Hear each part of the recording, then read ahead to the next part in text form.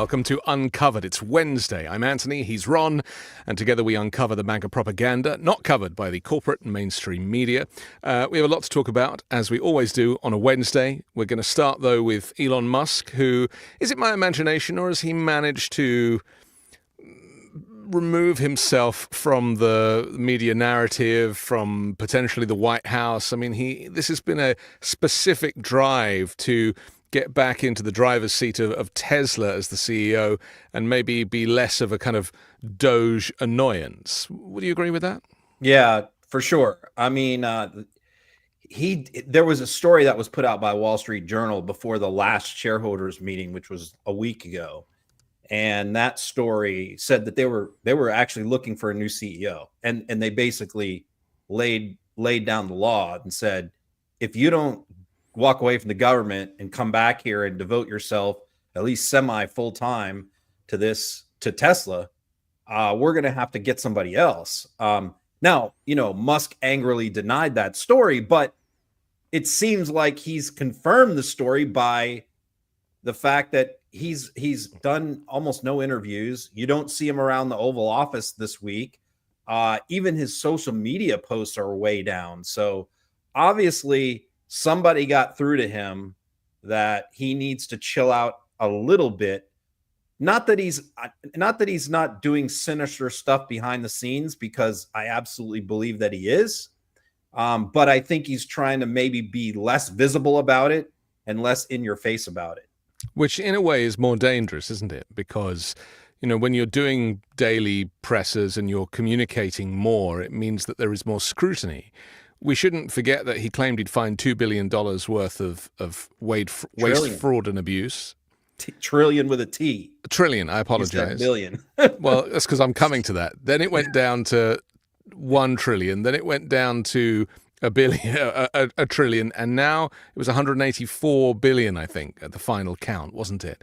And most of this waste, fraud, and abuse is just ideological stuff that the MAGA Republicans don't believe in, like helping other nations and soft power and things that Trump doesn't really understand. So, and then, of course, we know that the implementation of Doge ended up costing almost as much. Yeah, I mean, a decent chunk of that savings was government employee salaries as well. Of all the people that they've fired and laid off from places like the National Institute of Health, they just laid off 200 people yesterday at NIH who were on Friday. The news they announced it. the news story was written about yesterday. But cancer researchers, that they fired. They're firing people who treat firefighters for different biohazard diseases that they get and illnesses. So, I mean, yeah, it's crazy what they're doing. But at the same time, we're learning from some new reporting that Musk is very much active in trying to make sure that he uses the funds of the federal government to help with his private business ventures. We have a little bit of a delay on your line. Your Wi-Fi is going a bit crazy. So I'm going to show the clip of Musk, and maybe you could toggle your Wi-Fi off or something while we're doing that. All right. Because this is an interview with him and Jesse Waters, and it looks like it's in the halls of Congress, weirdly. I don't know why he's there, but let's take a look. This is a backup plan in case something bad happens here, going to Mars. That's one of the benefits of Mars, is life insurance for life collectively. So eventually, all life on Earth will be destroyed by the sun. The sun is gradually expanding, and so we do, at some point, need to be a multi-planet civilization because Earth will be incinerated. I'm hearing this for the first time. No one's ever told me the sun is going to burn Earth. This is not a disputed fact. I'm not disagreeing with it. Yeah. I'm just saying I didn't know this was our destiny, to get roasted by the sun. Yes, and I don't think there's anyone who would disagree with that. So we have to set up plans to leave and spread out. I mean, we have several 100 million years, so it's not like you don't hold your breath. It'll be okay. But if Earth has been around for 4.5 billion years, which is what the fossil record suggests, then Earth only has about 10% more life in it before it gets so hot that life is impossible. And you're going to be the guy to put us closer to where we need to be to get to Mars? We're headed there, yeah. We have a long way to go because it's not about just landing on Mars and doing flags and footprints. It's about creating a self-sustaining city on Mars. With the fundamental fork in the road of destiny being that Mars is sufficiently self-sustaining and can grow by itself. If the resupply ships from Earth stop coming for any reason, whether that is because civilization died with a bang or a whimper, but if the resupply ships are necessary for Mars to survive, then we have not created life insurance. We've not created life insurance for life collectively. So that's the key point in the future where destiny of life as we know it will forever be affected, is when Mars becomes self-sustaining. Okay, so maybe we should start with the fact that Jesse Waters has never heard of climate change, and when Musk says that we are being roasted by the sun, he's like, well, this is the first I've heard of it. I mean, this is obviously very concerning because it's Musk purposely not talking about climate change and just saying roasted by the sun. I think he's leaving out climate change or climate crisis. He's not using that language on purpose because he knows it doesn't play well with Republicans. Yeah, what he said there is all nonsense. I mean, it's all BS. Here's what we know. I mean, this has been a dream of his since he was a kid to go to Mars, right? And a lot of what he's doing with his other businesses is intended to raise enough money and develop enough tech in order to do that. And look, if the guy wants to go to Mars, I don't care. Like, fine, knock yourself out. Do what you want to do. What I don't want is for taxpayer money, billions and billions and billions, or even trillions, to be used to fulfill Elon Musk's childhood dream because he can't afford it despite his vast fortune. So when he says, well, we have to do this because, in 100 million years, 100 million years. So keep in mind, how long is actually civilization? About 6,000 years where we've actually had like real civilization. Not that humans didn't exist before that, but civilization is like a dot of human history that we can document.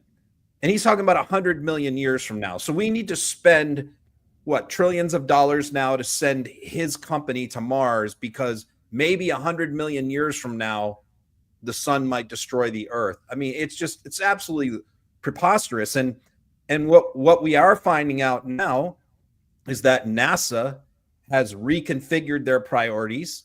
NASA's priority was to do a manned space station on the moon. They have just changed that.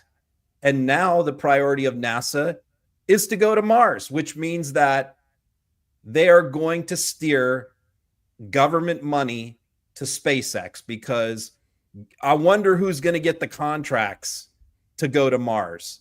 There happens to be one company that has been working towards that goal, although there are other rocket companies out there. It just happens to be SpaceX. So this is just one of many areas. There are others where what did Musk want for his $200+ million investment in Trump? He wanted a lot of things, but this is definitely one of the things that he wanted. He wanted the federal government to fund his childhood dream to go to Mars.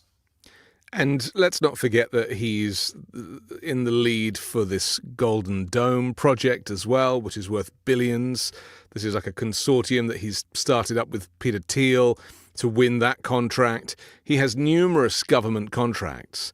So the conflict of interest was there before he even got his job working for, or not working for, Doge. And this is, it's the double standard that's so frustrating, isn't it? Because, Trump just doesn't see any of this as a problem. But then again, Trump's meme coin is probably a bigger problem than all of this. I was reading today that Trump's family is now worth nearly $3 billion more because of the Trump meme coin, which again, foreign adversaries could buy, curry favor with Trump, and he profits personally. And even if the share price goes down, he's earning off every transaction So even if people sell, he's still making money. The problem is there's no transparency in the crypto markets. Everything is anonymous. You can't figure out who bought what, who's making what. Yeah, I mean, we know from a recent story that 58 people made a killing on Trump crypto, and something like 760,000 people lost money. So what do we know? The insiders, a handful of insiders, made a killing on Trump crypto, and Melania Trump crypto, which was about 20 individuals, made a killing. And yes, the owner makes money no matter what, because they get transaction fees and all that. But the other thing is, the Washington Post is out with a new story on Musk today, which says that apparently countries are reporting that in the trade negotiations to do trade deals and lift tariffs, that the United States negotiators have been pushing countries to buy Starlink, to buy Elon Musk Starlink for their government offices and their government agencies, and to promote it in their countries. That's one way they can balance out their trade deficit with the United States. Yeah. To purchase Starlink units. So they're not even hiding the corruption. Trade representatives are trying to sell Elon Musk products again. Yeah. The problem we have now is that, again, this stuff is becoming normalized. There aren't enough opposing voices at a senior level that kind of shut it down. And so if they're allowed to do it once, they're allowed to do it 100 times.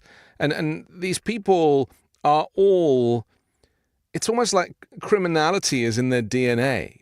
And to you and I, this feels like it's so wrong, and to them it's just so normal. And this is my fear about having this kind of conservative mindset in politics, is that this is just standard business practice for them. They don't even consider the consequences because they have no conscience. You know, I was thinking about this the other day, what you just said, because it's like, what if a law does get broken? What if, because obviously we know they completely disregard ethics and, you know, all that kind of stuff, norms or what's Hatch right Acts, and wrong. Logan Forget Acts, about all that. Hatch Acts, all of that. Forget it. Obviously that means nothing to them. But the question is, if they're actually like actively committing crimes and like knowingly and actually doing it, I was thinking, like, who is there to actually stop them? Because, I mean, the Securities and Exchange Commission, the federal government, the U.S. Attorney's Office, the Department of Justice. I mean, you pretty much, even local DAs, a lot of the local DAs and attorney generals are Republicans. You know, I mean, there's such a small handful of people that can do anything about it. Now, of course, you could prosecute some of these people if you regain the government in 3.5, 4 years. Yes, then it could happen, possibly. But in the meantime, they just run amok because there's just nobody to stop them. So we need to stop and think about what you've just said, because this is really, really massive and serious. Is that you've basically just said that America is now a lawless society with the criminals who are running the country. I agree that, and the point I tried to make in a couple of videos recently is that the pendulum is never going to swing back to where it was before Trump's inauguration in January, to a point where there was a DOJ that was doing independent investigations, where the judiciary felt that they had a separate branch of government, they had a role to play, holding each other to account. It's all gone, and it's not coming back. It just isn't coming back. The pendulum has swung so far that I just don't think it's possible to come back to a point of normal.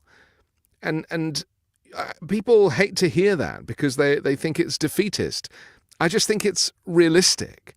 And being realistic, you know, the only way for things to change is for Democrats to have a clean sweep, right? Yeah, that's true. And currently they barely have a party. Because to have justice in any society, you have to have laws. That's fine. You can pass all the laws you want, but then you also have to have someone that enforces the law. You know, who's going to do the investigations? Who's going to do the prosecutions? Who's going to bring them? Is there anybody? Think about this. Is it conceivable that the Department of Justice would ever prosecute a Republican elected official for a crime right now? Never again. Like we saw, there's always like a Menendez or, you know, the Fortenberry guy out in Oklahoma, I think, or wherever he's from. I mean, there's been multiple. When you think about it, every single prosecution of a Republican elected official that occurred in the last 5-6 years, they've all been pardoned. So every single one of them, everybody. I can't think of any. They're pardoning some of the worst fraudsters in history. They are pardoning people who pleaded guilty, right? Yeah. And so, you know, so it's expanding out. See, because I think that really people don't even, it hasn't even fully sunk in with a lot of these lawbreakers yet. But I think once they figure out that they're literally all these laws that are on the books that they've been following or not wanting to break because they don't want to go to prison, once they realize, and I'm talking mostly about white collar fraud type people, once they realize that like this DOJ is not interested in prosecuting tax fraud, that was another one I was thinking of. What if somebody just doesn't file tax returns?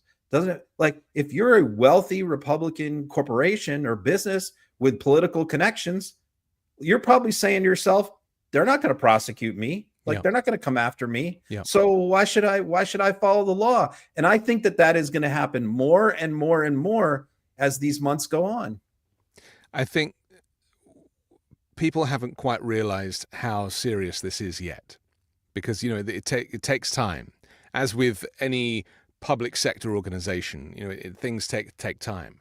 But I haven't seen Pam Bondi say anything legitimate in all the hundreds of interviews she's given on Fox and elsewhere.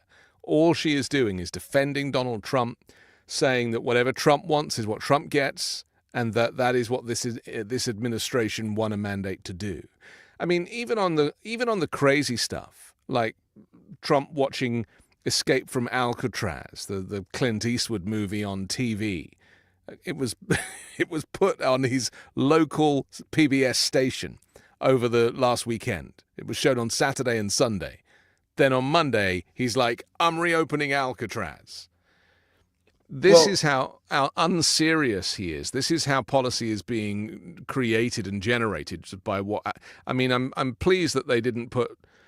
I was thinking of all the movies that they could have put on TV. You know, if they'd have put Jurassic Park on, he said, I'm banning dinosaurs. You know, I mean, this is what we're dealing with. And then Pam Bondi has to go on TV and somehow defend this craziness. Yeah, well, let's talk about that, Pam Bondi and Kash Patel, because, you know, I'm looking at it from the eyes of someone who has worked in the criminal justice system for 29 years. You know, I was a federal prosecutor. I did federal defense. So I knew Pam Bondi when she was a state attorney for Tampa. I practiced in Sarasota, which is 45 minutes away. So I knew who Pam Bondi was 25 years ago. So the point is that what they're doing, in other words, they're holding press conferences and doing interviews and making all these, we arrested this person for that and child trafficking and fentanyl.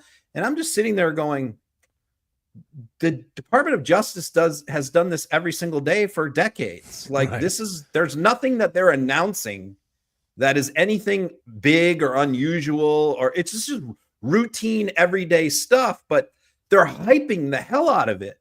You know, and I was thinking about it. I'm like, we just went from one DOJ where we had an attorney general who never communicated, you know, almost like, I mean, how many Biden U.S. attorneys, because there's 90 of them around the United States, how many of them did you ever see or hear doing press conferences and making announcements of arrests or prosecution? Never. Name 3 Biden U.S. attorneys. You can't even name them. We don't even know who they are. But these people in the Trump administration are on TV 24/7.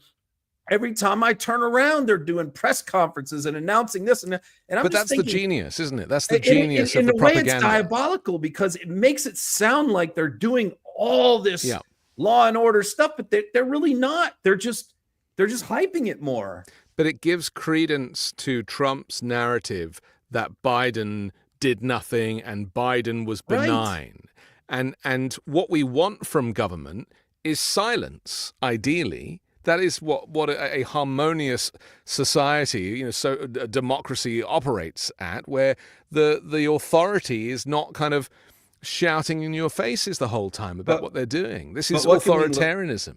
What can we learn from this? I mean, you probably recall me complaining a lot during the Biden administration about communication, right? Correct. Especially about immigration and the border. Biden chose his senior officials for their competency and their ability to run their agencies and their departments.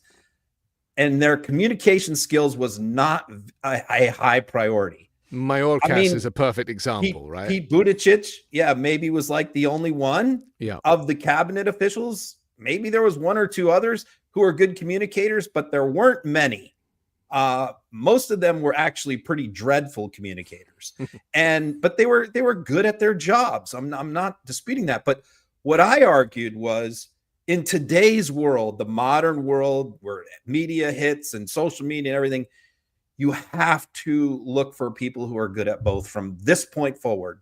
We can't go back and hire and appoint all these, if we ever get in that position again, bring in all these technocrats who are like camera shy.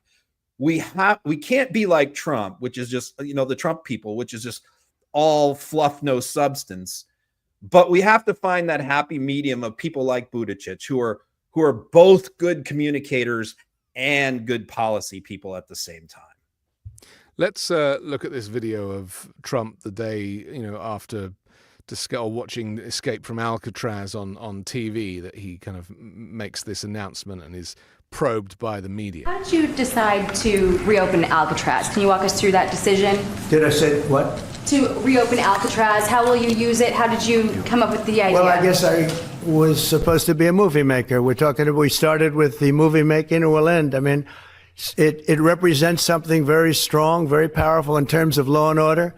Our country needs law and order. Alcatraz is, I would say, the ultimate, right? Alcatraz, Sing Sing and Alcatraz, the movies. But it's right now a museum, believe it or not. A lot of people go there.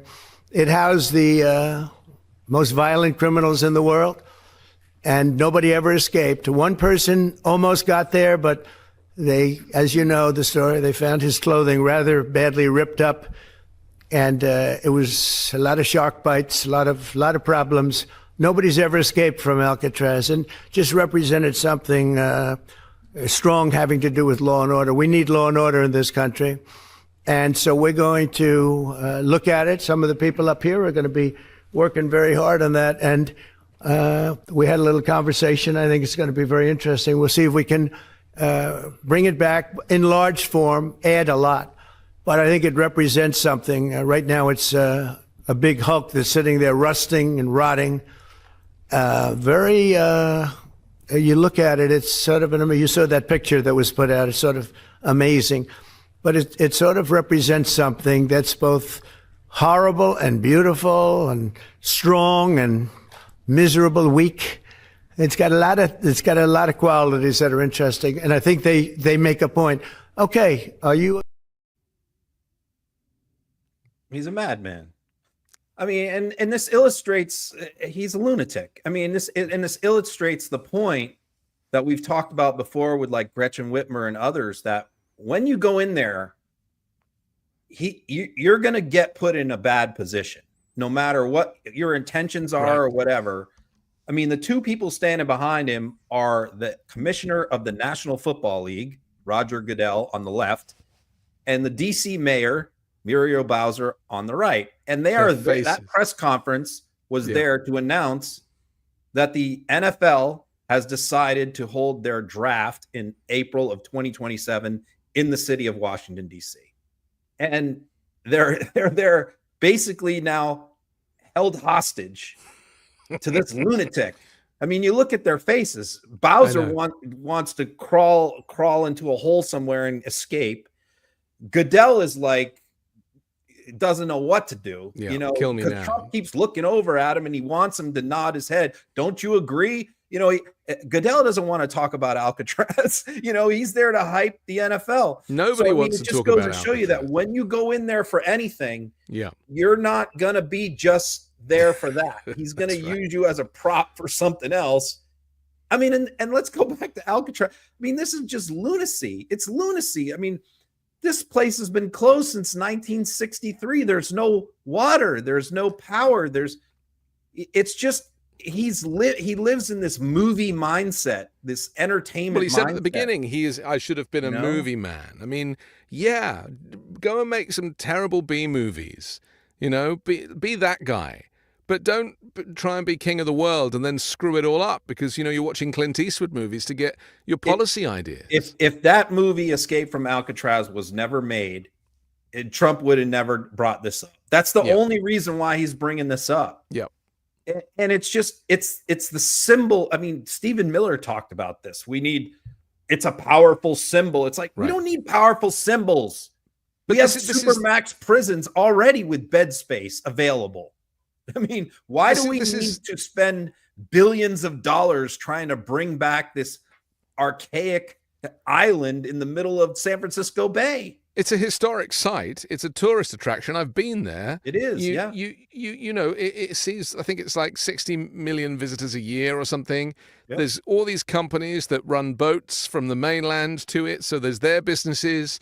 It's as you say, it's practically in ruins. It actually has an award-winning audio guide that is one of the best things I've ever heard, where the former prisoners, are the ones who are talking you through the tour. I mean, it was brilliant. But that aside, he's talking gibberish. Like when you hear him, he said it's bad, but it's beautiful. I mean, this is how little ability he has to connect with his emotions, but also the English language. And it's just the reporters are like, sir, sir, sir, sir. And it's like, no, just say, what was that? Utter gibberish. And yet it's like we are living in his reality TV show and everybody suffers. Can we talk about related to this is this debate that is going on, or I don't want to say debate, but commentary between people who question whether when he does this stuff, the Alcatraz thing or the Pope thing, where he puts out the AI, you know, there's a school of people who believe that we should ignore all of that, and he's only doing that to divert attention away from the economy or something else, bad news. And so you have that camp as well. Yeah. And so I personally, in watching and observing Trump every single day for many years and listening to all his interviews and all that, I don't believe that maybe there's some times where he'll put something out or say something crazy to divert attention. But I don't think that's like 99% of this stuff. Correct. I think he's very serious about this stuff. Correct. He's just out of his mind. Yes. So I don't believe that this is some 4D chess where, Trump is just putting this out there to distract us. Don't fall for it. That's an excuse. No, you're giving him too much credit. He's just a lunatic. Let's look at Pam Bondi trying to protect Trump yet again on television yet again. Certain judges don't want to let you deport him back to El Salvador or wherever. The president suggested over the weekend maybe rebuild and reopen Alcatraz, put him there in the middle of the Pacific Ocean someplace. I'm all for that. All for that. And I think it will be a cost savings. We'll have specially trained guards. They'll be in isolation. They won't be able to run their businesses. And it sends a very strong message that if you do this, you are going to be out of our society forever. Had these guys been housed at Alcatraz, this would have never, ever happened. They're drug dealers. They're the worst of the worst, and they're killers.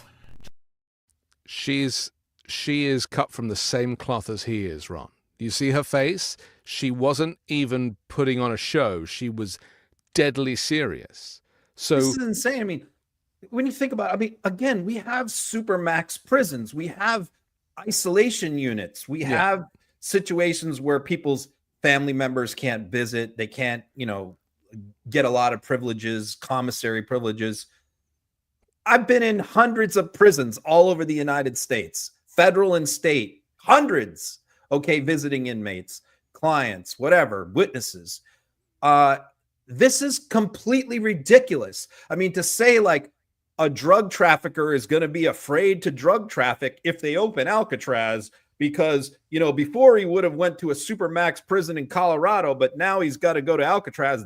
That'll make him think twice. I mean, that's not how criminals think. They don't think about the facility that they might go to.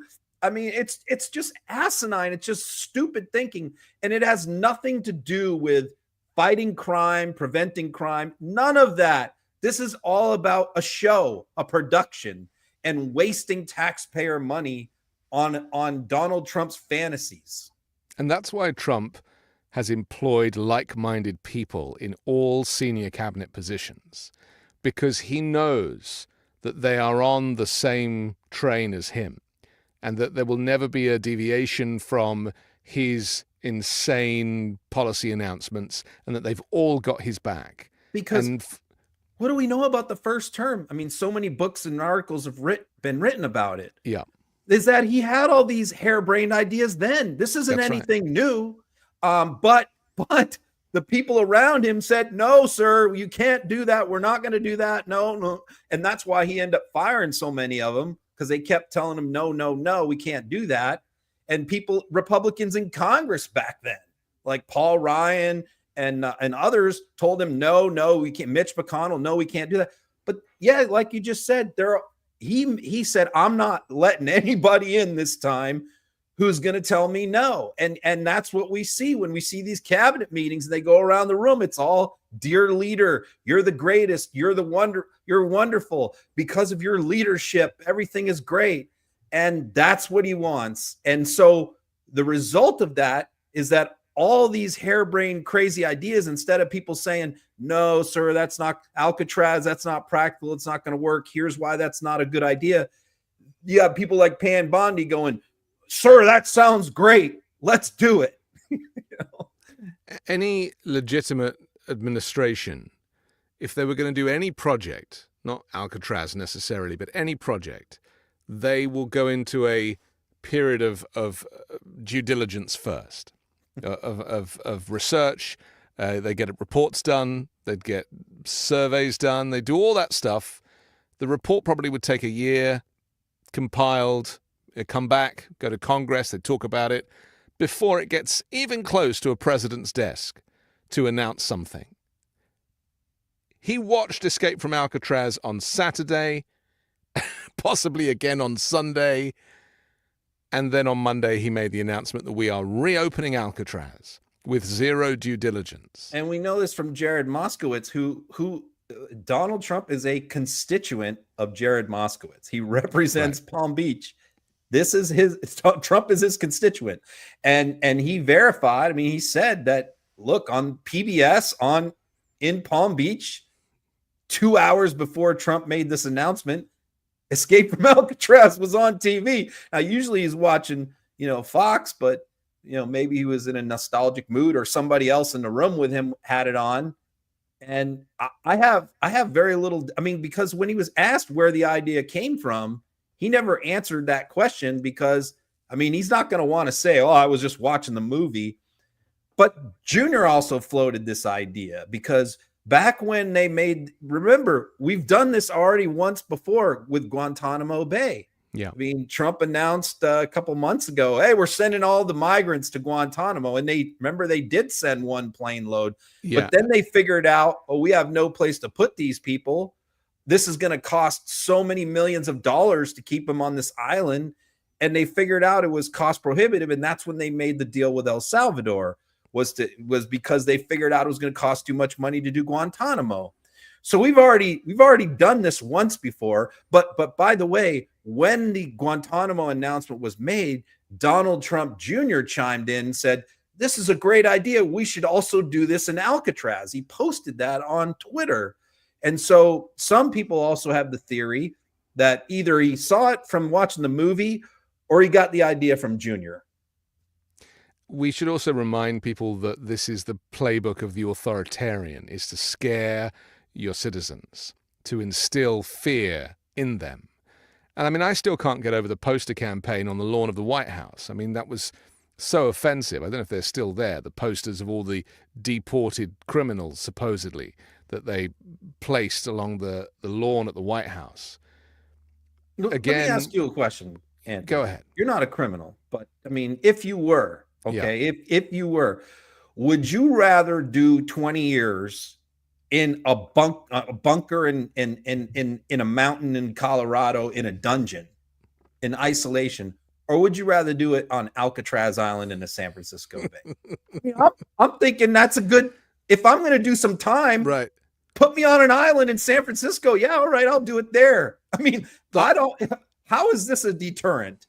You know, the whole point of Alcatraz, if I remember my history, is that because you could see the San Francisco cityscape over there, is that when you were walking the yard, it would make you want to rehabilitate you in some way because you'd want to be part of society again. I mean, what are we going to build one in the Bahamas next? Yeah, I mean, exactly. You're going to turn me. I mean, this doesn't sound like a deterrent to me. Over and above what we already have. What we already have is way worse. I also just feel sad for the small businesses that operate to that island and you know, are earning tourism revenue because of that island, which is a protected site, that he doesn't give a single thought for. There's no, you know, absolutely no thought of the fact that there is currently people earning their living. And, you know, a lot of the people who run boats, their families have been in it for generations, doing ferries and that kind of thing. You know, it's historic. And because he clearly cares nothing for small or medium businesses, there's no thought about the displacement. And that, again, it's very sad because, you know, if you're going to announce this, you would say, oh, well, of course, we'll compensate the people that currently earn their living, you know, running Alcatraz. Well, this is never going to happen. I mean, no, it's never just gonna like Guantanamo didn't happen. But he's got us talking about it, and that was his intention. He got us talking about it, and it is just the authoritarian playbook is to put the fear of God into people, and this will continue to happen. You know, these outlandish, crazy announcements and ridiculous things that make America seem more ridiculous and make the world laugh even louder. Maybe we should talk now about the Pope picture, because it seems like a good time to do that. Incidentally, I just saw some black smoke coming out of the chimney, which suggests there's no Pope today. But no Pope. Another day, maybe. So Donald Trump posts on the White House official, was it Twitter, I guess? Yeah.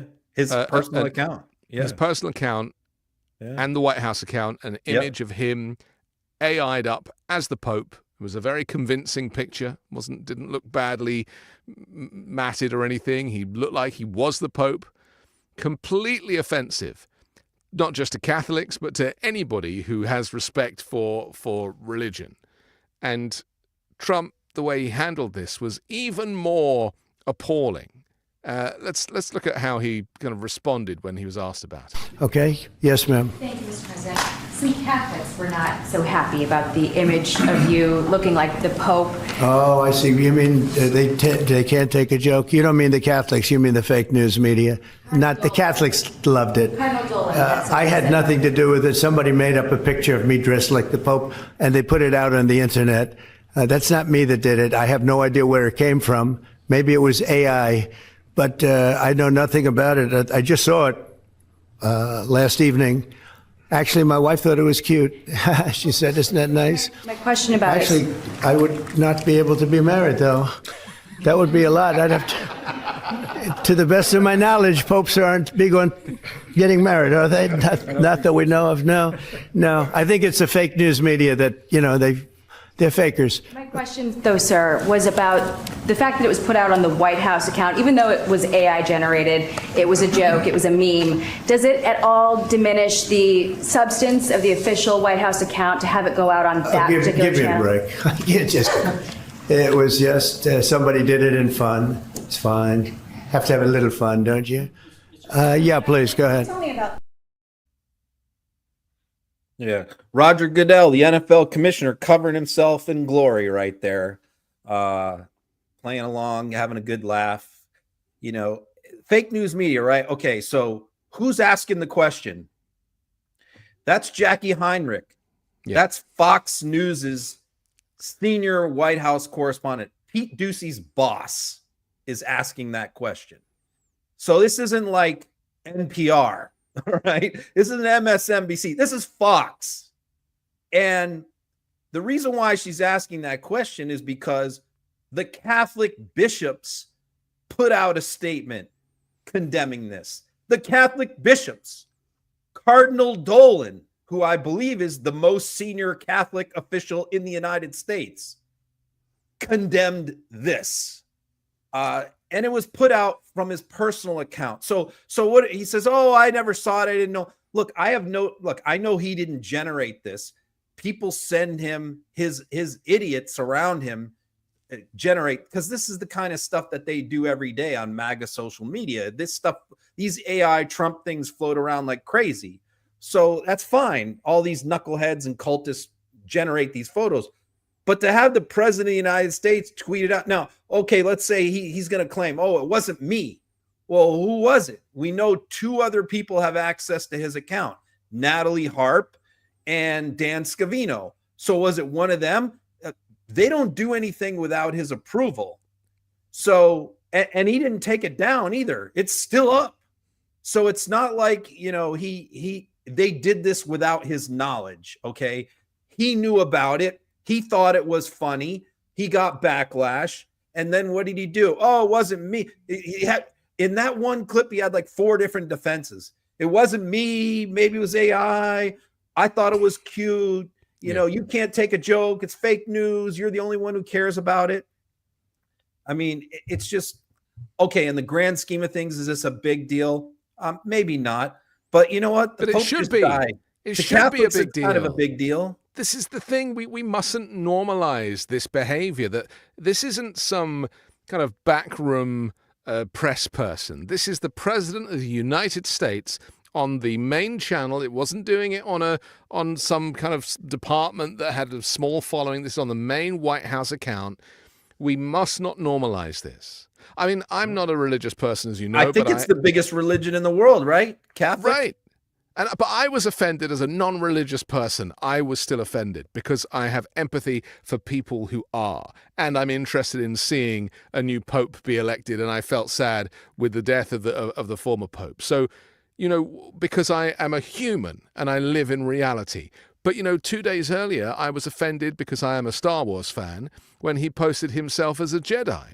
And on May the 4th, right? May the 4th be with you. And he was like I guess he didn't do that one either, right? Right. And he was like a muscle guy.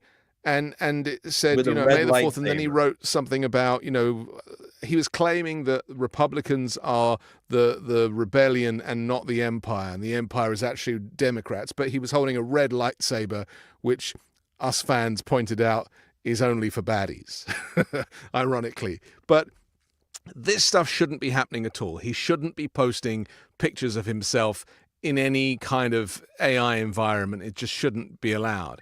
And by the way, people who say like, oh, this is a distraction, you shouldn't pay attention to it. Well, it's a distraction that costs Republicans votes, you know? So I say, you know what, you might think, oh, he's trying to distract. First of all, we can talk about more than one thing.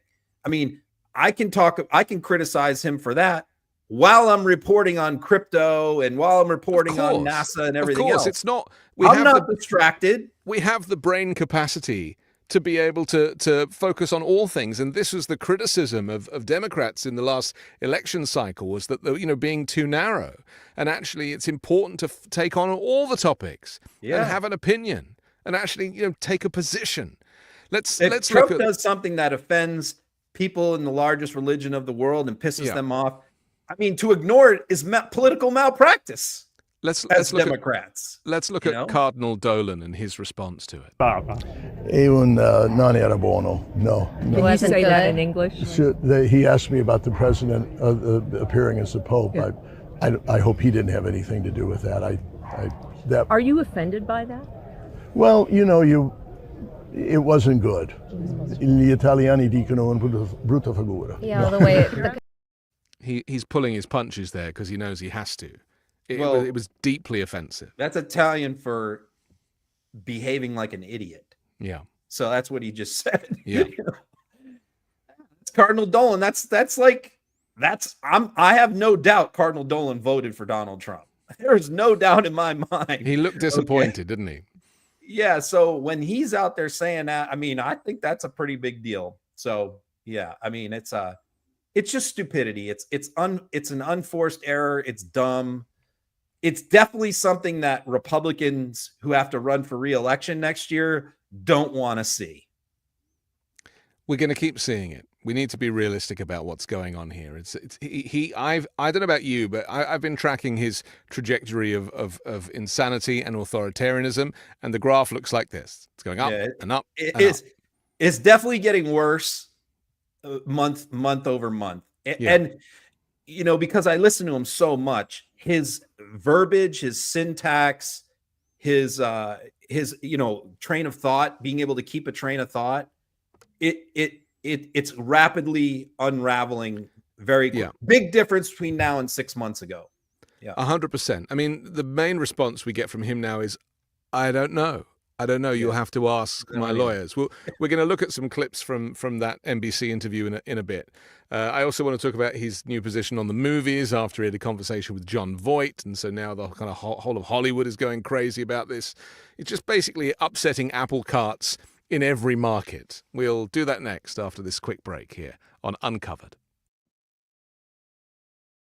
I'm excited to share with you C15 from Fatty 15. It's the first essential fatty acid to be discovered in more than 90 years. It's an incredible scientific breakthrough to support our long-term health and wellness, and you guessed it, aging and longevity. Fatty 15 co-founder Dr. Stephanie Venn Watson discovered the benefits of C15 while working with the US Navy to continually improve the health and welfare of aging dolphins. Based on over 100 studies, we now know that C15 strengthens our cells and is a key longevity-enhancing nutrient, which helps to slow biological aging at the cellular level. In fact, when our cells don't have enough C15, they become fragile and age faster. And when our cells age, our bodies age too.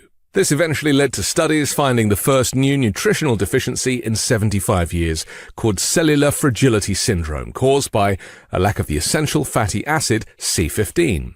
As many as 1 in 3 people worldwide may have low C15 levels and cellular fragility syndrome. Fatty 15 is clinically proven to raise C15 levels, resulting in lower cholesterol levels, higher liver function, improved gut microbiome health, and improved red blood cell health within 3 weeks. Best of all, Fatty 15 comes in a gorgeous reusable glass or bamboo jar, and refills are shipped right to your door. Fatty 15 is on a mission to optimize your C15 levels to help you live healthier and longer.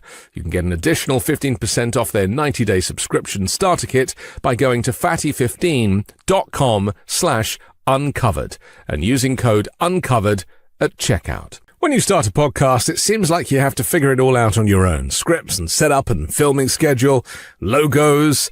It can be super overwhelming, and every day seems to introduce a new decision that needs an answer. When you're starting off with something new, it seems like your to-do list keeps growing every day with new tasks, and that list can easily begin to overrun your life.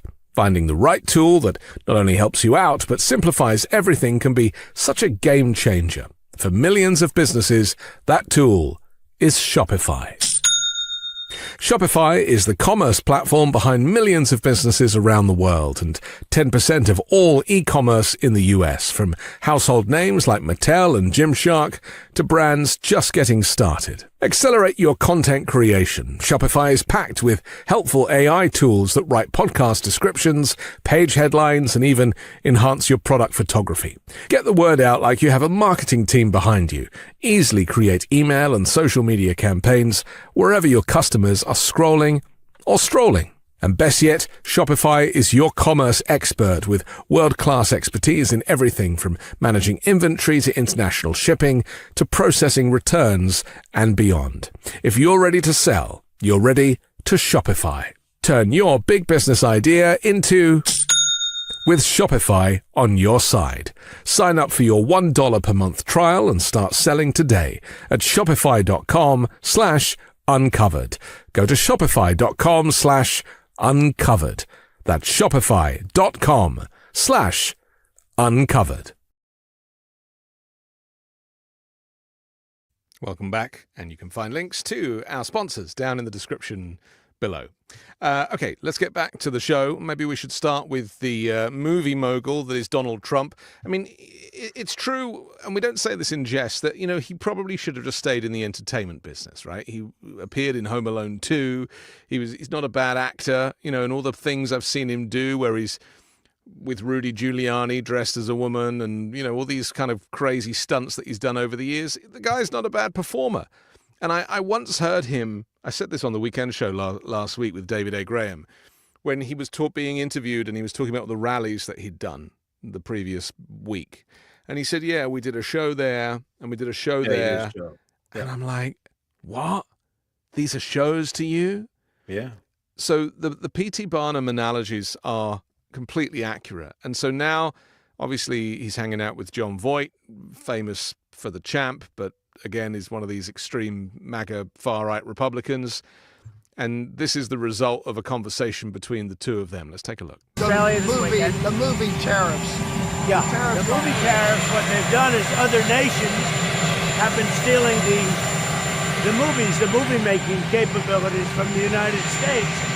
And I said to a couple of people, what do you think? I've done some very strong research over the last week, and we're making very few movies now. Hollywood is being destroyed. Now, you have an grossly incompetent governor that allowed that to happen, so I'm not just blaming other nations, but other nations, a lot of them, have stolen our movie industry. And I'm saying, if they're not willing to make a movie inside the United States, then we should have a tariff on movies that come in.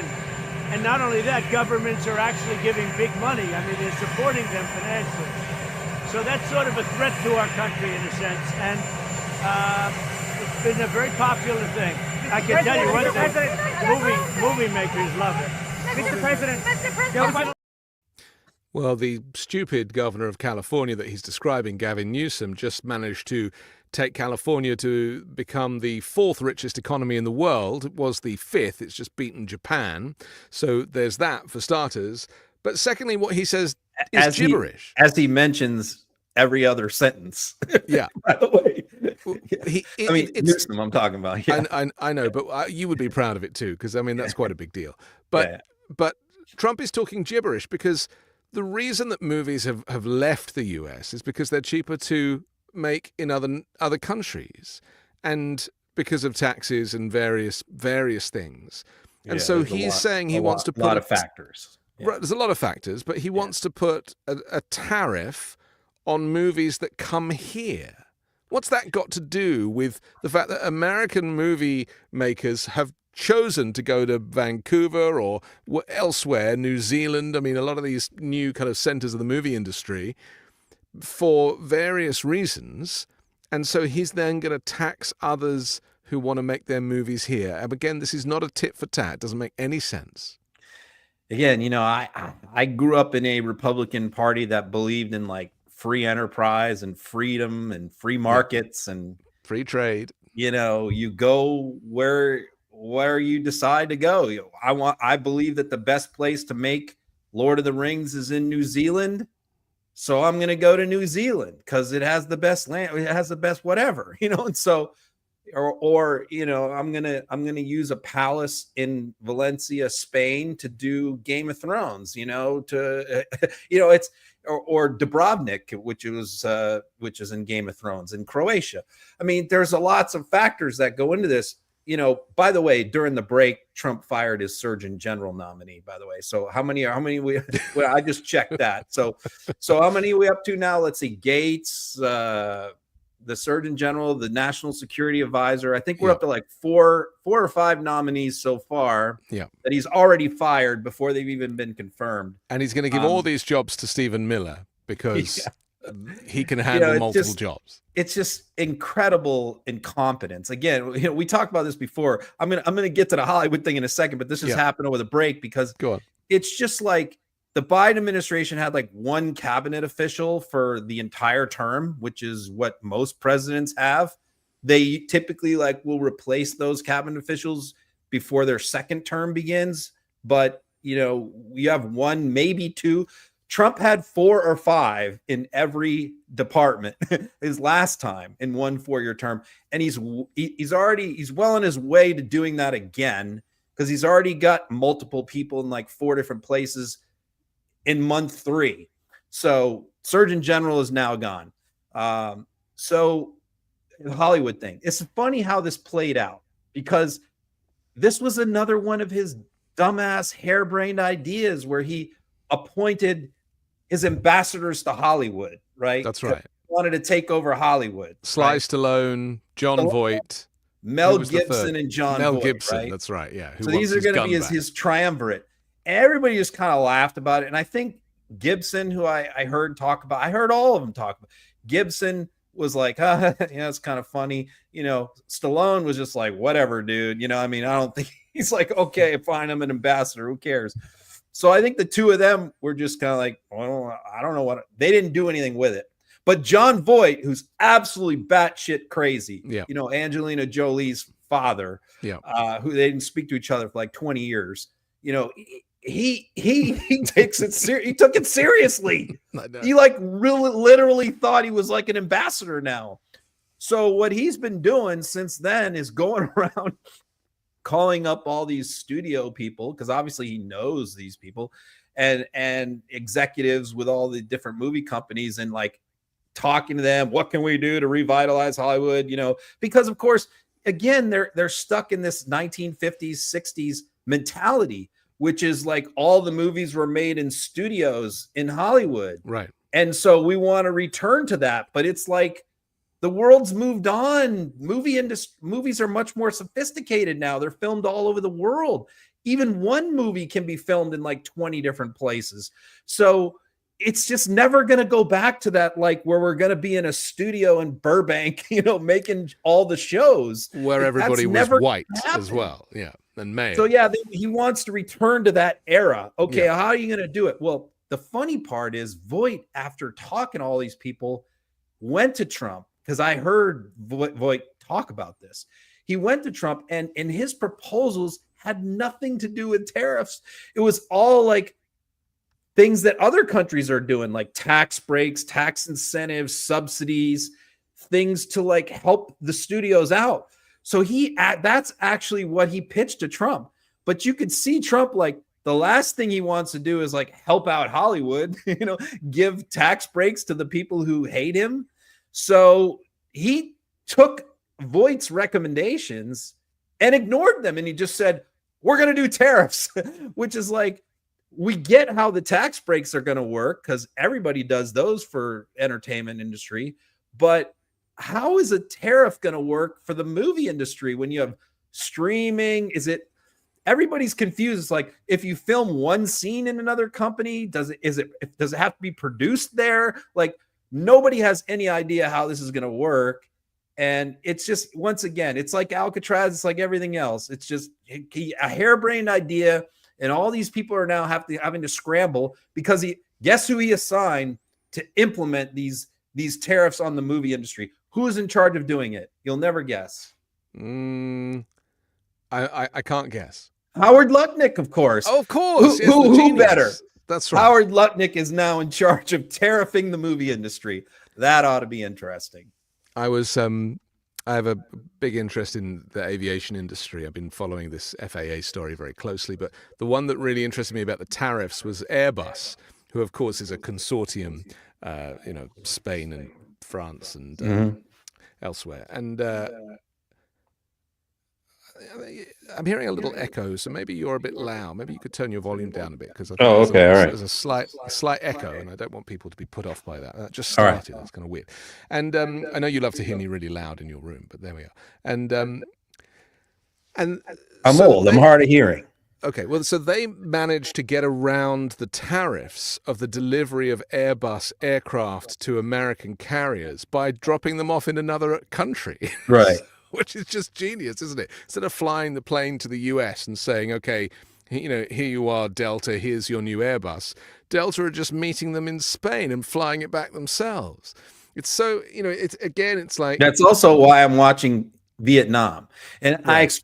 I expect Vietnam to be one of the first to make a trade deal with the US because the Chinese companies are all looking to reroute things through Vietnam. Right. But there's always going to be a way around. It's just asinine. It's just absurd. It's another thing that will probably never happen because it's not practical. Like, you can't figure out how to make this work. But hey, you put Howard Lutnick in charge, who knows what's going to happen?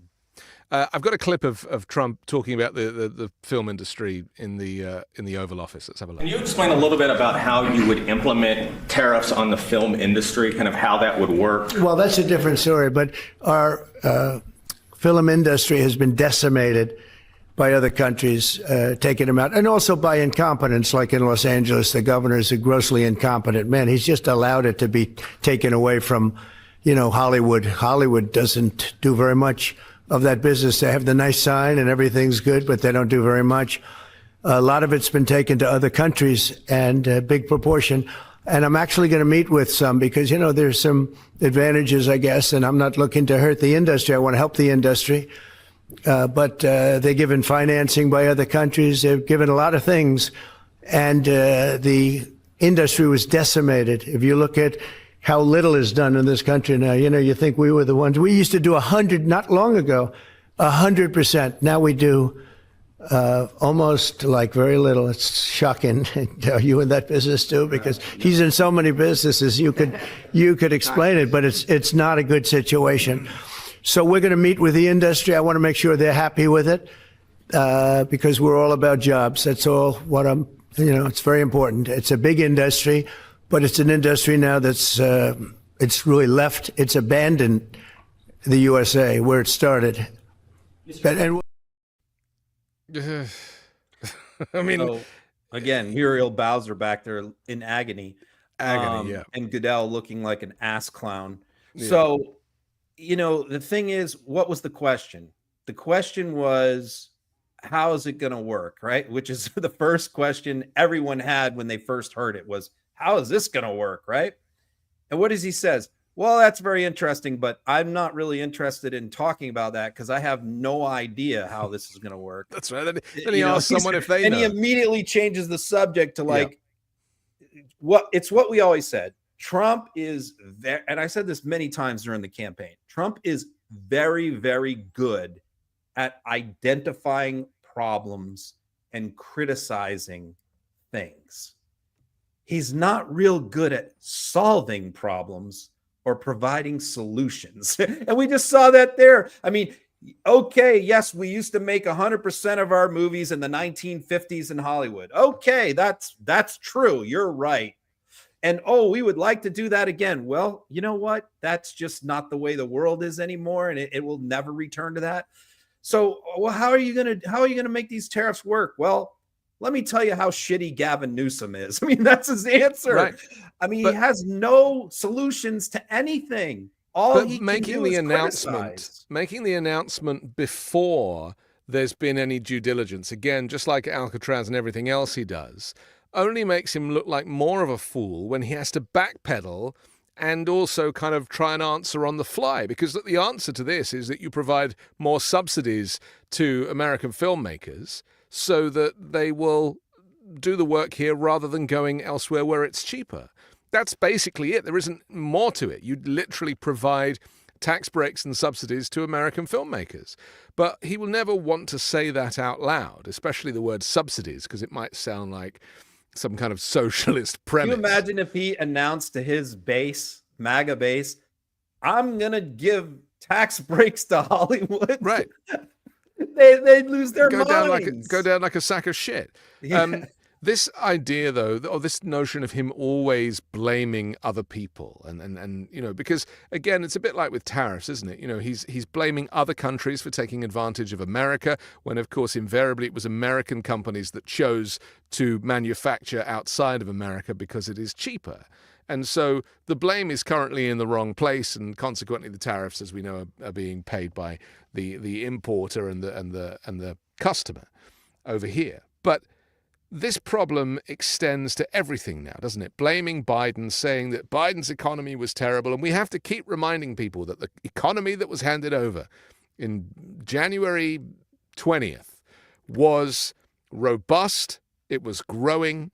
Interest rates were coming down. Inflation was coming down. Jobs numbers were up. And this is not propaganda. This is the ledger. This is official. It's mathematics. It's mathematics. Yeah. And the stock market was doing great guns too. And so that now has been turned on its head. And still, and I'm going to play this clip now from the NBC interview, Trump's ability to rewrite history, tell people that the world was different, and try and position himself as the savior. Let's take a look. A deal very badly. We'll see how that all turns out, but it's got to be a fair deal. When does it become the Trump economy?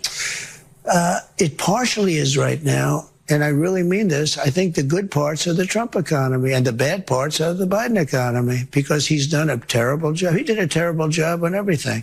From his auto pen, which I'm sure he knew nothing about some of the things he was supposedly signing.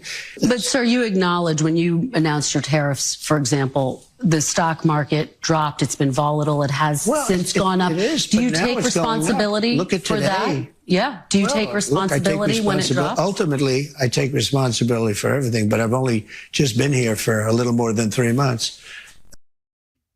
Yeah, well, he didn't take responsibility for COVID. I seem to remember that. And 1.3 million Americans died. You know, when I heard him say that first part, I just really fell out of my chair, because for the last 4 years, covering him, I made this running joke. I mean, you can search my Twitter account. If you want to search keywords on my Twitter account, like everything is Biden's fault, or nothing would have happened, everything bad in the world happened because of Biden, I probably tweeted that 1,000 times, hundreds of times, because that's what Trump did. Every time anything happened in the world, let's take what happened yesterday.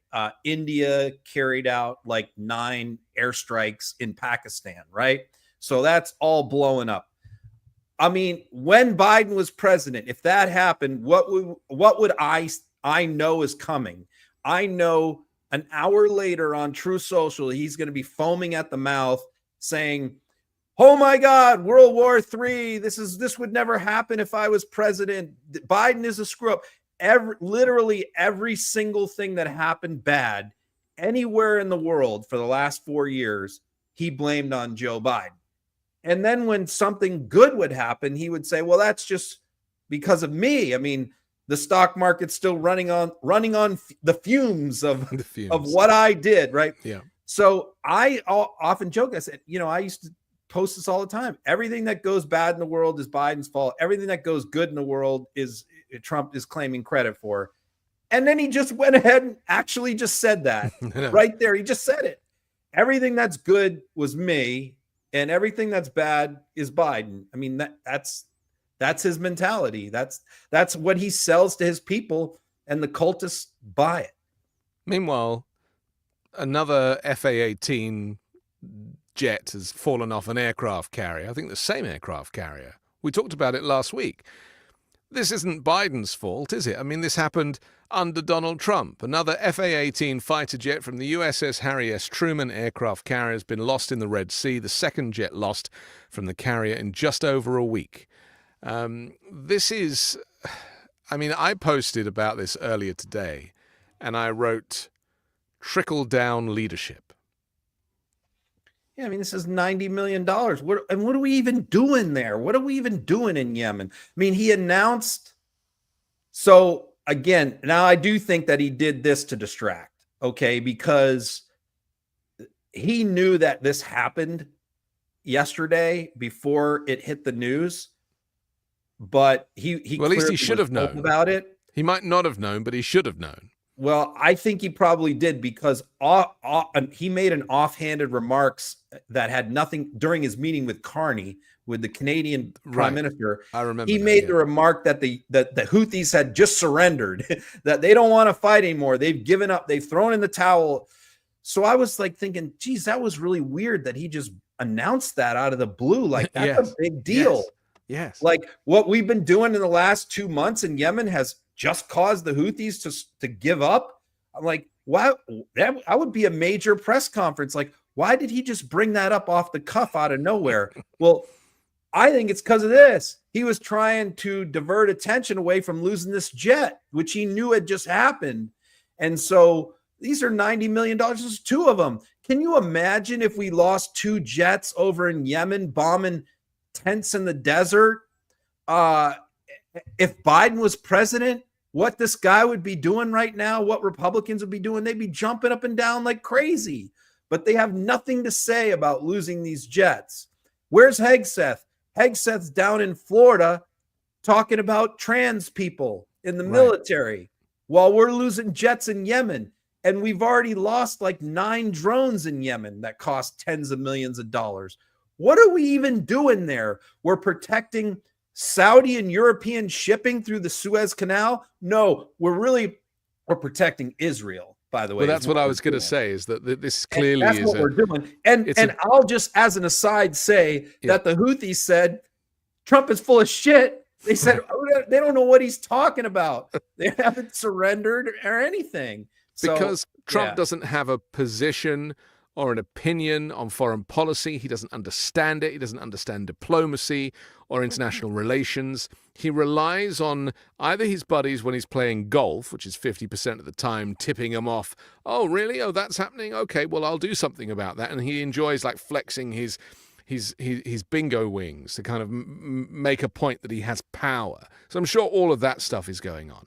But this is also currying favor with Benjamin Netanyahu, who is on a mission to, destroy kind of any Arab that comes anywhere close, certainly to the Gaza Strip. But also, as you say, there is a kind of knock-on effect with the shipping lanes and everything else. Let me show the clip of him with Carney, and we can see, as you say, he kind of let slip something that should have been a major announcement. Just they get along very well. They like each other a lot.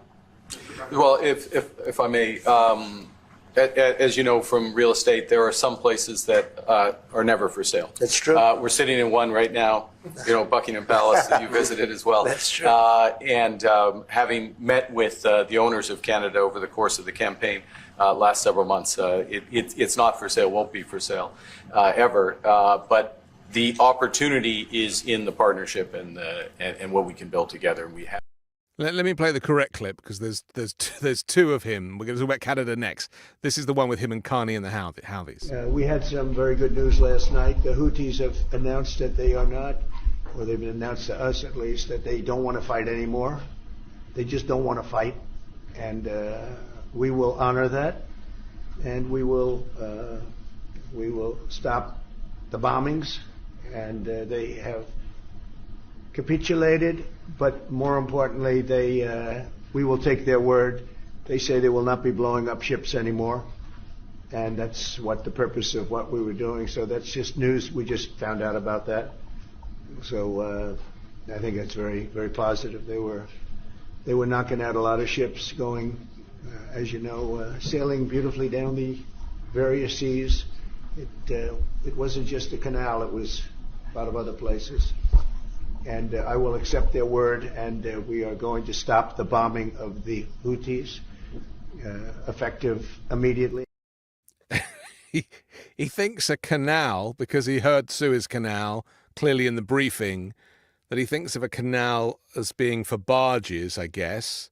I'm trying to kind of deconstruct his base level intellect and understanding of these regions. But it's his inner monologue. He's completely disinterested. He has no interest in this at all. He just knows that it's something that should probably be mentioned, and he's chosen to do it in front of the Canadian Prime Minister. Yeah, well, I mean, here's the reality. Here's the truth. The truth is that the Houthis haven't attacked shipping in many months. The Houthis have attacked Israel, and not shipping. It's been a long time since they attacked any shipping. And it's been a really long time since they've fired anything at any U.S. ship.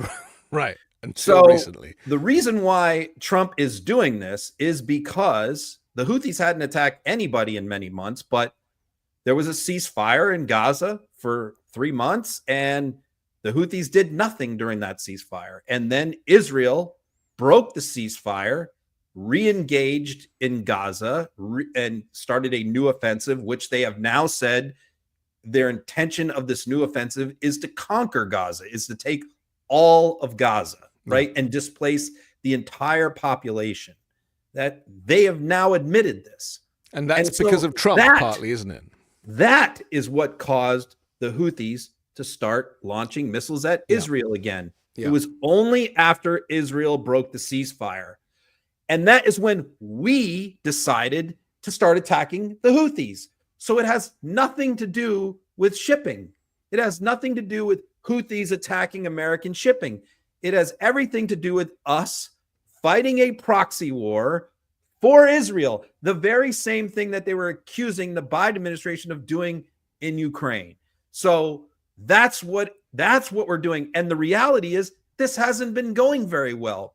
We've lost the drones. We've lost the planes. We're spending a fortune with no tangible results. So what did Trump do? Trump just decided on the day we lost a second plane is he's going to declare victory.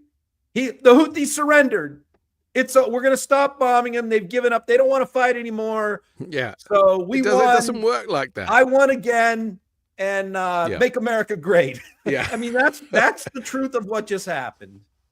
His use of the word capitulated suggested to me that, he'd been told to say that. They're trying to position how to make this announcement, if at all. It just exposes yet again. And I was thinking about, because obviously any kind of active war zone is a terrible thing and requires the full attention of the administration. Trump has spent more than 50% of his time on the golf course. Normally, when something big is kicking off, that's when you see him playing a few rounds of golf with his buddies. And this, we really, for the sake of national security and international security, we require the full attention of the commander-in-chief in these moments.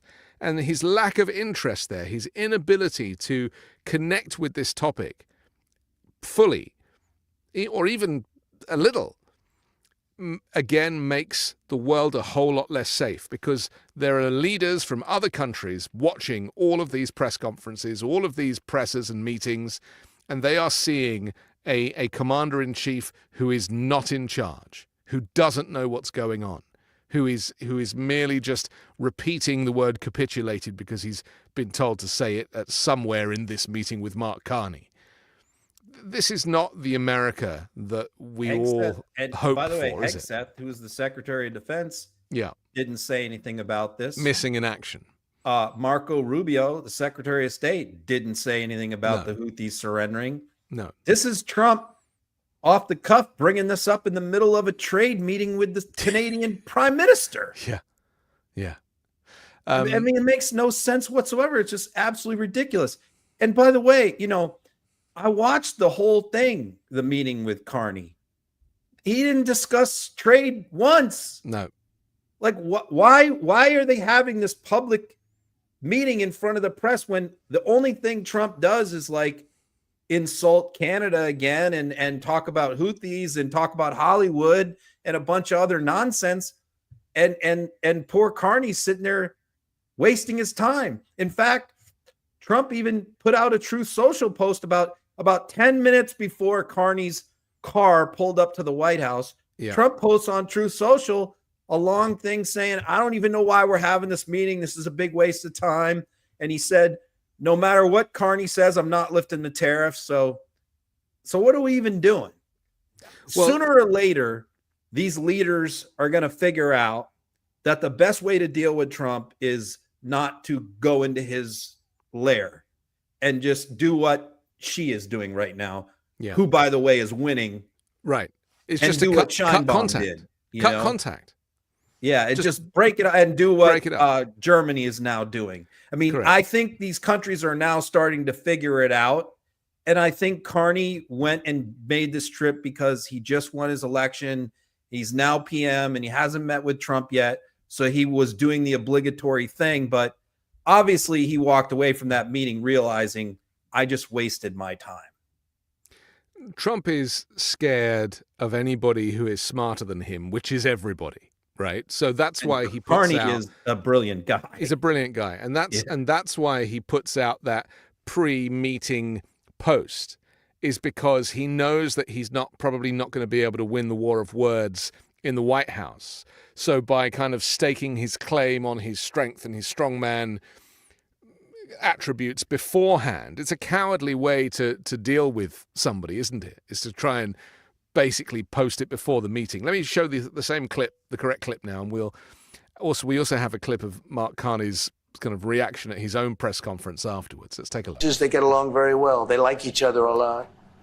Well, if I may, as you know from real estate, there are some places that are never for sale. That's true. We're sitting in one right now, Buckingham Palace that you visited as well. That's true. And having met with the owners of Canada over the course of the campaign last several months, it's not for sale, won't be for sale ever. But the opportunity is in the partnership and what we can build together. And we have done that in the past. And part of that, as the president just said, is with respect to our own security.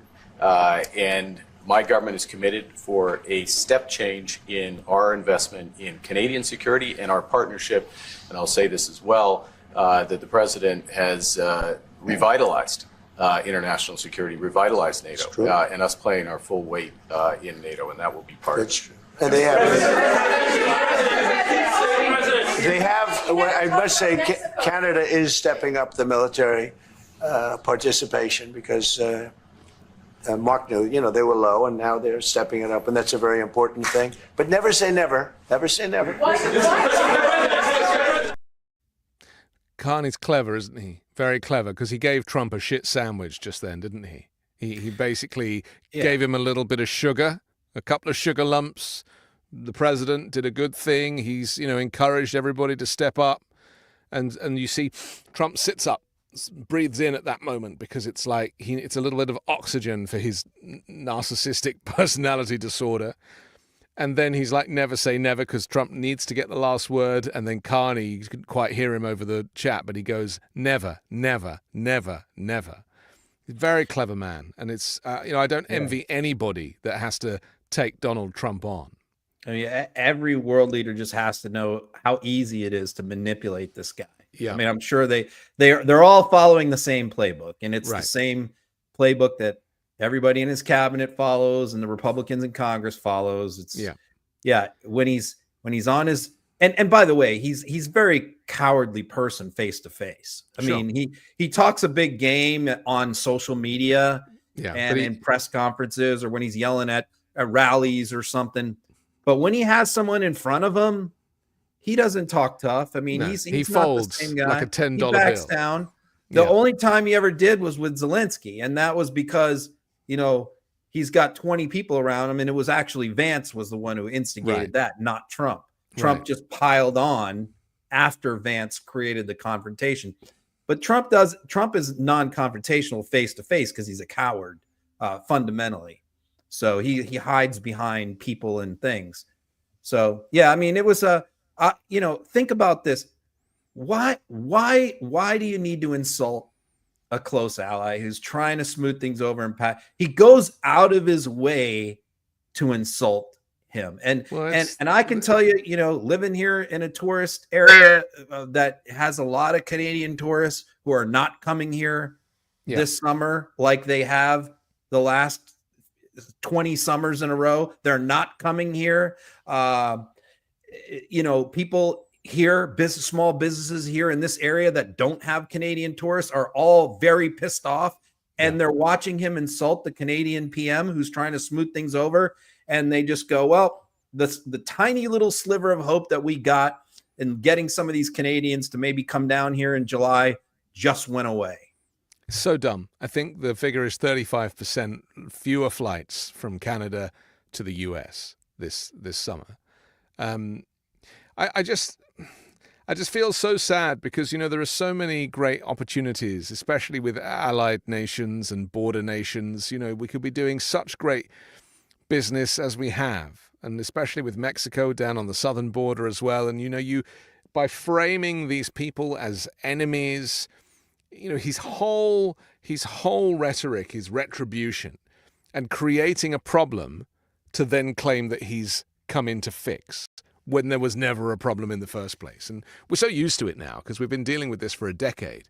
But, you know, it to see it play out like this and to see Carney having to just play the game. Let me show this clip of Carney's reaction at his own press conference. It's rather good. Good afternoon, Prime Minister Tana McCharles, Toronto Star. I was watching your face through the meeting in the Oval Office, and I wondered what was going through your mind when the President talked about erasing the artificial border and how he criticized your predecessor and Madam Freeland. Thank you for your question. I'm glad that you couldn't tell what was going through my mind as that was going through. With respect to the first point, the President has made known his wish about that issue for some time. I've been careful always to distinguish between wish and reality. I was clear there in the Oval Office, as I've been clear throughout on behalf of Canadians, that this is never going to happen. Canada is not for sale and never will be for sale. Some things, as I said in the room, some things are never for sale. And he agreed with that. I distinguish between the two, and then with respect to the importance of reestablishing a constructive relationship for negotiations of a partnership, of an economic and security partnership, which is what we were here for. I look forward, not back, and I think we established a good basis today. Very diplomatic. What's your read on this? Yeah, I mean, well, you know, afterwards, Trump had his little press conference separately as well, and he was asked, would you use military force to invade Canada? Would you ever? Because I mean, these are the questions. I mean, think about the fact that even these questions are being asked, but yeah, they were. So, and he says his answer to that was, no, I don't think that will be necessary to use military force to invade Canada, but I would consider doing that with Greenland. So, I mean, it's like, okay, great. Now we just got them upset. And one of them, I read something, a post from Rasmus Jarloff, who is a member of parliament in Denmark.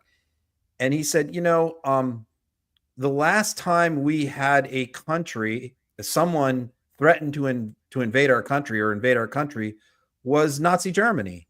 Yeah. And he says, we haven't had anyone threaten to invade Denmark's territory since Adolf Hitler. And the next person who did was Donald Trump. That's where we're at. But that's because this regime... Two people have threatened to invade Denmark in the last 100 years. Adolf Hitler and Donald Trump. But the connection is that the Trump regime is a Nazi regime. I don't know why people don't want to talk about this. It's like all of the, you know, if you deport people to a country that is not their country of origin, to another country, and put them in a high security prison, a concentration camp, effectively, that is the playbook of the Nazis. You know, all of this stuff, this hatred for minorities, this bullshit about anti-Semitism and trying to, you know, this is the most anti-Semitic administration ever. Well, we're having a military parade in June, right? In D.C. Just Hitler like they did at Nuremberg. Hitler was a big fan. And so, you know, I don't know what needs to happen. Does Trump literally need to wear start goose stepping, wearing a Nazi uniform for people to finally make the connection that it's not just him, because obviously he's like a populist TV guy, but Stephen Miller and the people who are really running this administration, the Nazi undertones are anything but understated. He does wear a uniform. He wears the same outfit every single day. That's true. That's his uniform. You know, yeah. And this is where it's many headed. Parallels, you know. This is where it's headed. And, you know, Miller said America is for Americans and Americans only. And that is what they want. And the trans people, they're now throwing out of the military with the Supreme Court backing them. Literally, like, going to get rid of, like, 10,000 troops as a result of this. I think I saw the number was 40,000. Oh, well, there we are. Yeah, I think I saw that today. But just because Hitler killed 6 million Jews, but he also killed 6 million other minority groups, 12 million. Sure. Yeah. And people forget that. And, I can see that the trans people are now, but they're going to come for minority groups. They're going to come for LGBTQ plus, everybody. And then they'll come for the Jews. And don't be surprised when it happens. It's really important that we take these predictions seriously. And because we have warnings from history that maybe people didn't heed in the 1930s and would regret that. But, the warning signs are everywhere. I'm no scholar, but the scholars are writing about this. It's very frustrating that people are just like carrying on like normal when this is as serious as that. Yeah. And, of course, I report on it every day with my lengthy bulletin on Substack where I detail everything that happens each day. And I get it. It exhausts people. It wears people out. Yeah. People sometimes get beaten down. I try to introduce a lot of humor and, right. Other sarcasm and other things to kind of make it go down a little easier, add a little sugar to the bitter pill.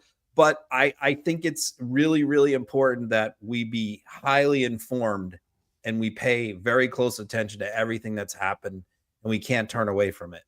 I get that it's the American way. Look, when they make movies with sad endings, they pre-screen them to American audiences, and the audience will say, we want people to survive and not die. They go reshoot the movie so that everybody lives. And, that is just for Hollywood. It is not the reality. And this stuff is very, very serious. We're at our 90-minute finish, but I know you want to talk about this Thom Tillis story. So why don't we just close with that?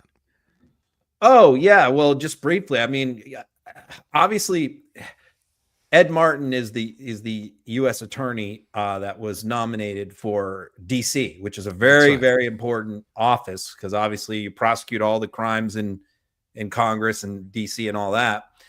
And Trump has said that this is his favorite nominee. Martin is his favorite nominee. Yeah. And he really wants this guy confirmed. And he is a complete wacko. I mean, if you listed the top 10 craziest, nuttiest, most dangerous Trump nominees, it's hard to pick just 10. I mean, it'd be you'd really have to agonize. I mean, obviously, Hegseth is up there, Stephen Miller, but this guy is definitely in the top 10, okay? And so he's completely nuts. And so, yes, we have Senator Thom Tillis, who is facing a very tough re-election in North Carolina for Senate next year, who has been backing Trump's nominees virtually every single one, including Hegseth. He was the deciding vote to confirm Hegseth. That's right, yes. And so he's kind of, I think this is one that's just gone too far. And he actually sat down, interviewed him, talked to him in his office, and came out of that meeting and said, I'm not supporting this guy. So that was big. And that happened yesterday morning, and MAGA went absolutely nuts. Okay. So all their guns are being trained now on this guy, on Tillis. And it will be because the nomination can't get out of the Judiciary Committee with Tillis flipping. The vote is 11-11, and you have to have a majority now. So he is literally the linchpin for this nomination. And by the way, if he fails, his temporary nomination expires next week. It expires on the 20th, which means that if he doesn't get confirmed by the Senate, and by the way, he's not going to get confirmed now because there's not enough time. Even if the Judiciary Committee takes it up next week, it can't get through the full Senate in time. What does that mean? That means that the chief judge of the circuit has to appoint a U.S. attorney temporarily until Trump can get someone else through the Senate. Who is the chief judge of the D.C. circuit? Just happens to be Judge Boasberg, who made the immigration ruling and ordered the guy to come back from. That is the chief judge. So the reason why MAGA is freaking out right now at Thom Tillis is because not only does their favorite U.S. attorney is not going to be confirmed, but the judge that they hate more than any judge in America will appoint the seat in his place. So let's take a look at this. Funny. Here's this clip of Thom Tillis explaining why he wants to block Ed Martin. It sounds like your concerns were not alleviated. But let me be very clear, though. Mr. Martin did a good job of explaining the one area that I think he's probably right, that there were some people that were over-prosecuted. But there were some, 200 or 300 of them, that should have never gotten a pardon, and he agreed with that. But the disagreement there had more to do. If Mr. Martin were being put forth as a U.S. attorney for any district except the district where January 6th happened, the protest happened, I'd probably support him, but not in this district. When you say he's not being advanced to the markup, was he operating under that understanding that he's not being advanced through to a markup? I think Mr. Martin, I'm sure they're looking through it. I mean, be clear, some of the deadline has to do with the length of time he can operate as acting, and the administration can work through that if they want to have more time and potentially work them through. But at this point, I've indicated to the White House I wouldn't support his nomination. As Trump called you. The tiniest little bit of dissent, there's just him, Rand Paul. I mean, there's 2 or 3 people that are standing up to anything this regime is pushing. And this is the kind of endless frustration. Again, it's something we probably need to talk about more, is the position that Republicans find themselves in with an authoritarian in the hot seat. Yeah, I mean, these guys, like we said before, 90% of them disagree with his tariff stuff. Yeah. But they won't say it. I mean, Rand Paul is about one of the only ones who will say it. And he's been criticizing Trump a lot lately. So yeah, you're right. They're all terrified because of what's now happening today to Thom Tillis, which is they're all attacking him and beating up on him. And, they're talking about now trying to get Laura Trump, who's from North Carolina, to run against Tillis now. Yeah. That's the new thing. So this is what happens if you step out of line as a Republican. Yeah. And this is not a functioning democracy anymore. It just isn't. And we need to be reminded of that. This is not what it looks like. Okay, we have to finish, but I'm thrilled for that explanation. I'm grateful for the time. If you want to check out our sponsors, we recommend you do that down in the description below. And don't forget to like and comment and share and all the stuff that you're so good at. We'll come back next Wednesday with another Uncovered. Thanks a lot, Ron. All right. See you next week.